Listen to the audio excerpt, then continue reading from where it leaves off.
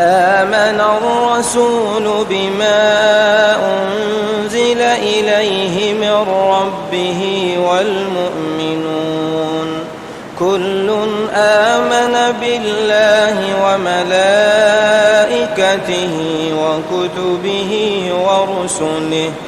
لا نفرق بين أحد من رسله وقالوا سمعنا وأطعنا غفرانك ربنا وإليك المصير. لا يكلف الله نفسا إلا وسعها لها ما كسبت وعليها ما اكتسبت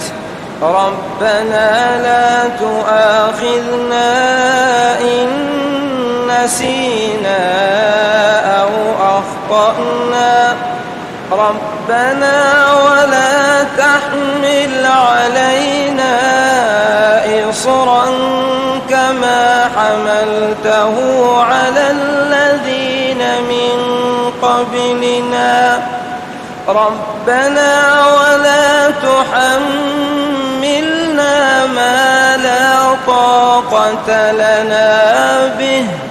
واعف عنا واغفر لنا وارحمنا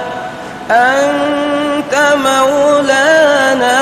فانصرنا على القوم الكافرين.